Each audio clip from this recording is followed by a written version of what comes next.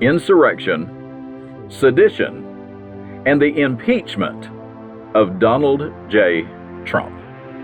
That's what we're talking about on this episode of the Driving with Rob podcast. As I said before in the previous podcast, and it's been a while since I've done another episode, I've just been crazy busy.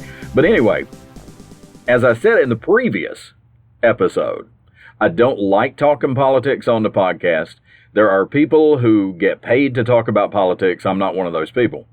But I am so disappointed in what is loosely referred to as the free press in not calling out how ridiculous it is that they're trying to impeach a president who's no longer president. Why don't you go back and impeach Richard Nixon? Makes just as much sense. Oh, it is so ridiculous, it drives me crazy. But I want to tell you up front, I know that if you are one of my Democrat friends, you are probably going to be triggered by what I'm about to say. I don't want to trigger you, but I do wish you would open your eyes and look and see what's actually going on. Just to throw a bone to my Democrat friends, let me say up front, I don't like Donald Trump. I've never liked Donald Trump. I didn't watch The Apprentice because I didn't like Donald Trump. Every time I see him on TV, I think he's an obnoxious jerk. And he still is. But I think that he did a lot for the country because he wasn't a politician. That's why I liked him. And that's why I voted for him. Because I think we need more non-politicians in Washington. I think we need more people that are working for the people instead of working for their own re-election campaigns. But anyway, having said all that, I know that if you are a Democrat friend of mine, you are going to be triggered. I don't want to trigger you, I just want you to listen. January 6th, the news media has referred to it as riots, deadly terrorist attack, every derogatory thing you could possibly think of. That's what the news media is calling this event, this thing that happened on January 6th at the Capitol. I'm going to say something right now that is going to trigger you. It was not an insurrection. If you've got all your huffing and puffing and cussing over with, I'll give you a couple of minutes. It was not an insurrection. It never was. It was never intended to be. There was no insurrection. There was a protest that got out of hand. There were some crazy fringe elements that took it too far. But it was a protest. It was not an insurrection. Let me tell you why. An insurrection is what happened to all the crown heads of Europe about 150 or so years ago. An insurrection is where a mob of people try to overthrow the government. That is an insurrection. It happens in third world countries all the time. That's an insurrection, an overthrow of the government. This was not an overthrow of the government. It was not an attempted overthrow of the government. It was a protest against what the Trump supporters believed was voting irregularities and potential voter fraud. They were there to protest. They weren't there to take over the government. Even the people who went into the Capitol building itself were not trying to take over the government. There was no insurrection. What they were saying was, we believe there was voter fraud. We believe this was a stolen election. And we are here to protest confirmation of the electoral votes because we believe that there was voter fraud. Well, of course there was voter fraud. You knew there was going to be voter fraud. It was almost like the Democrat Party was pushing the envelope to see how far they could go before somebody called them on it. Well, there was no will in Congress or in the Senate Because, like I said on the previous episode, the firmly entrenched 20, 30-year term Republicans didn't like Trump either. Because Trump was shaking things up. Trump wasn't playing by the rules. Trump wasn't cutting deals with the Democrats. He wasn't cutting deals with the Republicans either. He went in as a businessman, as a non-politician, completely unconcerned with whether his decisions would help him get reelected. He was doing what he thought was right and in the best interest of the American people. And see, that's a new concept in Washington, D.C. Because for decades, every decision they made, every photo op, every press conference was intended to convince the constituency that they were working in their best interest and they need to be reelected. See, Trump wasn't like that, so the Republicans didn't like him either. So, the firmly entrenched Republican political machine didn't really try all that hard to protect their Republican president because they didn't like him either. Well, you know there was voter fraud. I know there was voter fraud. When they came out and said, we're going to let people vote 2 weeks early. We are really going to push hard for internet voting. We're going to encourage everybody because of the COVID lockdown. Encourage everybody to stay away from the polls and to mail in their votes. And you can almost see the people at the polling places. Did you count all these mail-in votes? Did you count all these electronic votes? You can almost see them wink and say, yeah, I counted them. But when the half-hearted investigation started into voter fraud, the line that you heard that was really, really underplayed by the national news media is, yeah, we found fraud, but we didn't find enough fraud to warrant further investigation. See, I'm a firm believer in you find what you're looking for. And I don't think they were looking. They didn't find evidence of voter fraud because they didn't want to find evidence of voter fraud. They weren't actually looking for voter fraud. What they were looking for was reasons to say there was no voter fraud. They didn't find voter fraud because they didn't want to find voter fraud. They wanted to find reasons to say there was no voter fraud. So, in the absence of a will to look on the part of our representatives, the people that felt like they weren't being represented went to Washington and protested because they knew there was voter fraud. Of course there was voter fraud. There's always voter fraud.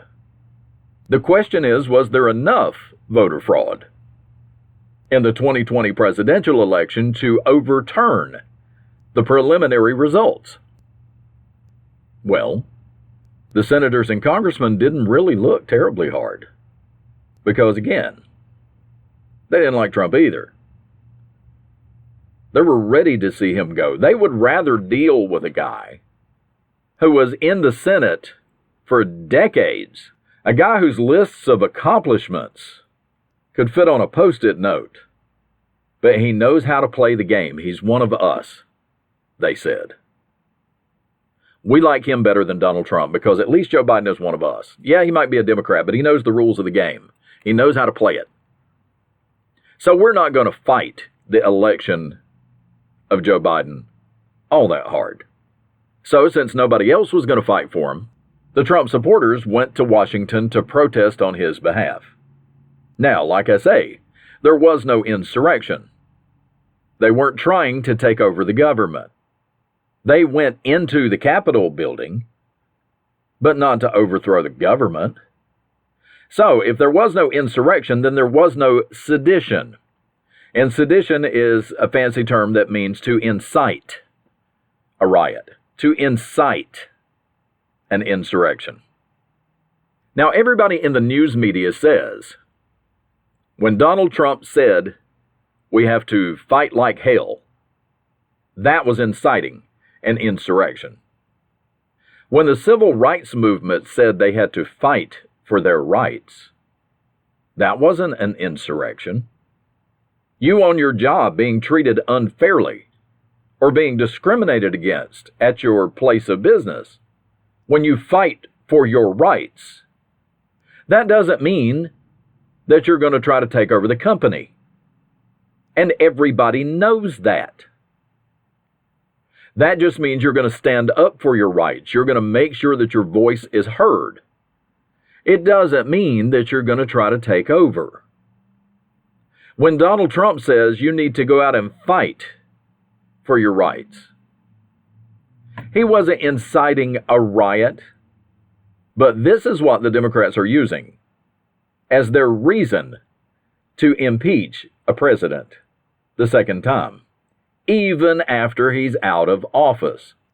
Now, even as a Democrat, if I haven't lost you already, if you're a Democrat and you're still listening, do you not think that it's ridiculous for Pelosi and Schumer to push to impeach a president who's no longer in office? Can you not see how ridiculous that is? It's completely stupid and so completely political. Let me tell you why they're wanting to impeach him. Well, number one, let's talk about impeachment. The reason for impeachment: you impeach a president to prove that he broke the law, that he did something wrong. Well, once you have the impeachment, then you can go back and take a vote to say, okay, he's already been impeached. Now we have to vote as to whether or not to remove him from office. That's the reason for impeachment, to give you a reason, to give you an excuse, to give you an argument to remove a president from office. Well, he's already out of office. So what's the point of impeachment? They are so afraid that he's going to run for president again in 2024 that if they can do an impeachment after he's already out of office, then under the Constitution, he will not be able to run for president again. They are so afraid that they can't beat him twice, that they are pushing this impeachment, no matter how ridiculous it is, no matter how stupid it sounds, what a waste of time it is. They're pushing this impeachment because they are scared to death that he's going to run again. Because they believe, the Biden supporters believe, the Democrats believe, that after 4 years of Biden, and I don't think it will be 4 years of Biden, I think it's going to be more like 2 years of Biden and then 2 years of Kamala Harris. But they believe that we're going to be in such a mess by 2024 that the Republicans could run an axe murderer in 2024 and they'd win. They're so afraid that Trump is going to try to run for president again, and this time win. I think he won last time personally, but that's just me. If Biden won in a free election, you can stand on a soapbox and say, the people have spoken and they want Joe Biden. If you really believe that, why are you afraid of a rematch? It's like the second time Ali met Frazier. What are you afraid of, Joe? Are you afraid to face me again, Joe? They know Joe Biden didn't win the first time, but they cheated and lied and stole and made it look like he did. And they're afraid they can't do that twice. I believe that they're afraid that the country is going to be in such a mess after 4 years that maybe in 2020 they could fudge some numbers and cheat a little here, cheat a little there, and get a couple million votes. But in 2024, when there's a resounding vote against Biden, I think they know they can't cheat 20 million. They can't cheat 10 million. They can pull a million or two from here and there, but they're never going to be able to make up the numbers that he's going to lose by in 2024. And they're afraid Trump's going to try to run again. See, Joe Biden didn't win in a landslide. It wasn't a decisive victory. And all over the country, just like it was in 2016, when you look at who voted Republican and who voted Democrat. The big cities went Democrat. Everybody else went Republican. So already those of us who live out in the country, who live in rural areas, are saying to ourselves, I don't know anybody who voted for Biden, who wanted to vote for Biden. For every 100 people that I know who are voting for Trump, there might be 1 or 2 who say they're voting for Biden. Where did this overwhelming support come from? Well, and then you go into the big cities, the Democrat strongholds like New York City, that has a long and respected history of voter fraud. Cities like Chicago and Providence, where everybody knows that the mob is going to decide who wins. And by mob, I don't mean a large group of people. Organized crime is going to decide who wins. You ask anybody in Chicago, anybody in Providence, Rhode Island, they're going to tell you that. The mob bosses, the organized crime leaders, decide who gets elected in their town. It's been going on for over 100 years. But the very, very liberal strongholds feel the same way about Biden that we do about Trump. They feel about the Democrat candidate the way we feel about Trump. How could anybody in their right mind vote Republican, ever? And I really believe that the majority of the country is somewhere in the middle, between the extreme right and the extreme left. But the middle believes in decency and respect and fair play and charity and doing what's best for the community. I think that's the middle of the road is where most people are.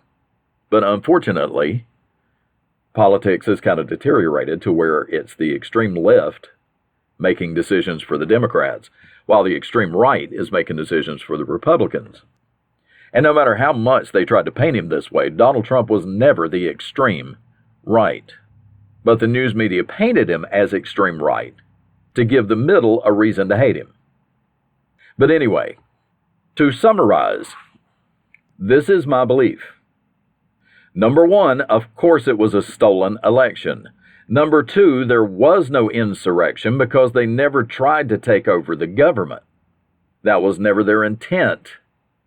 And it wasn't a failed attempt to take over the government. I believe without an insurrection, you cannot charge the former president with inciting an insurrection.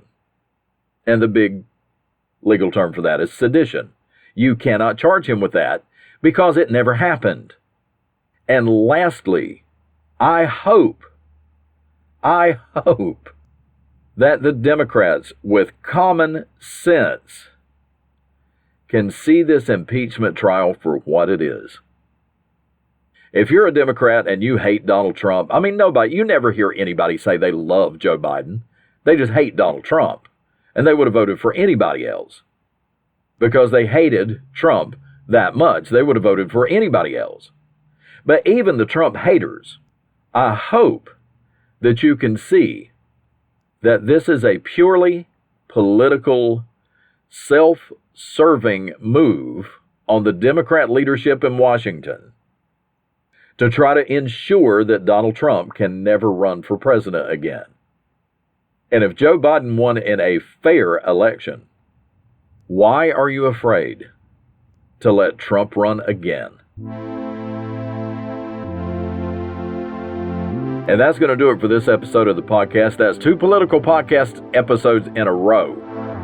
I really am going to try to talk about something other than politics, but the impeachment trial is going on today as I record this.